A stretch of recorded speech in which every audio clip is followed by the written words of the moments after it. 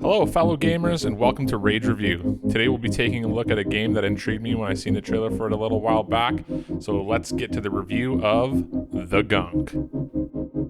In the beginning of The Gunk, you detect an energy spike on a planet, and this is the catalyst for going to the Gunk planet. And already, right off the bat, your partner is already complaining about the cost of fuel to land the ship. Thinking about the fuel expense of landing on this dud. This is a reoccurring theme for Beck, who is the right-hand man of Ronnie, the main character that you play, and one of the most forgettable characters I've ever come across in video games, ever.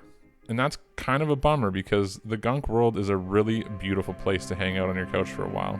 The graphics and aesthetic design of the game, at times, can be very immersive and beautiful, and the flora is superb, but the lack of fauna or living creatures gives this game a completely dead feeling, which leads me to the enemy, the Gunk. Yeah, that's an apt name for it. Vacuuming up the Gunk is by far the best and most satisfying part of the game.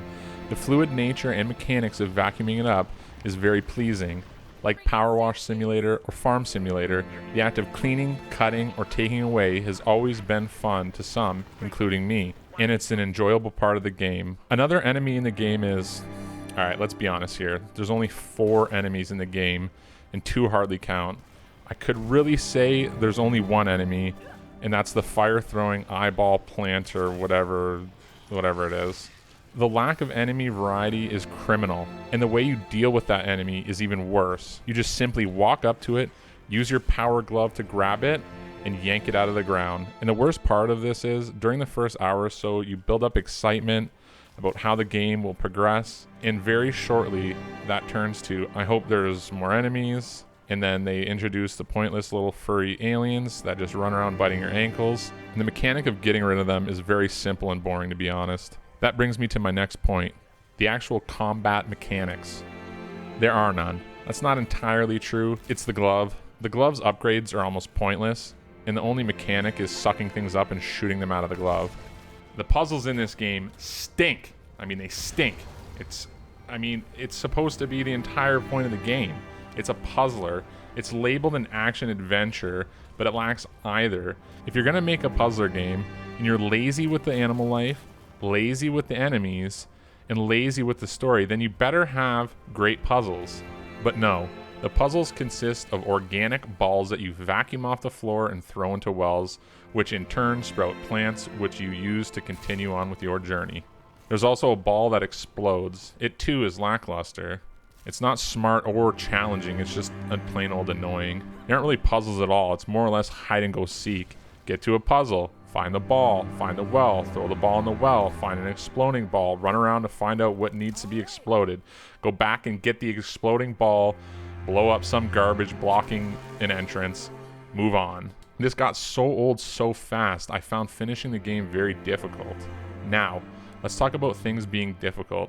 Beck, your apparent friend or lover, it's hard to tell at times, I couldn't really nail what their deal was.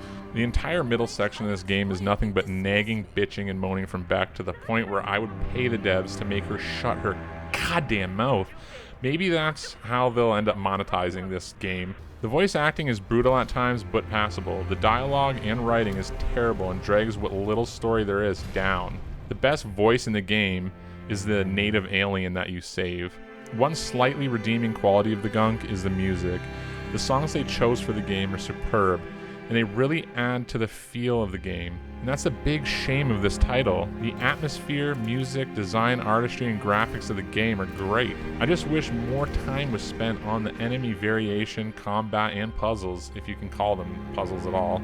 The game ended on a sour note for me. The elevator ride to reach the gardener, the bad guy, was a pain in the ass to say the least. The bully you fight on the way up keeps falling over the edge while you're fighting it to be either respawned on top of you on the elevator or not at all, and then you have to throw yourself off the side of the elevator until it gives you a game over thing and start over again. And since there's no dodge, the only tool you have to beat the bull is a glove upgrade that shoots out a little distraction type thing that takes the attention off you for a second and lets you get around to the backside of this stupid bull. This is really the only time you have to use the distraction tool the entire game. Once you reach the antagonist, you're met with one of the most useless and lazy boss fights I have ever played in a video game ever. Now that I think about it, you run into the gardener like 3/4 of the way into the game, and I remember thinking to myself, okay, here we go. We got something to fight here.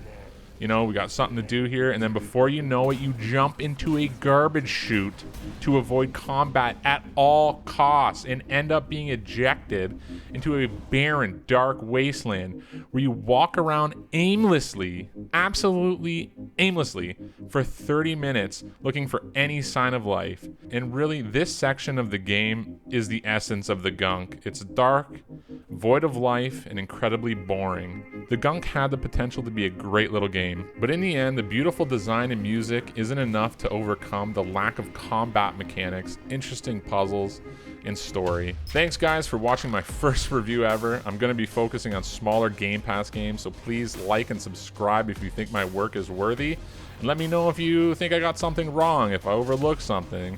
I'd love to hear your feedback. This has been Eli with Rage Review. See you next time.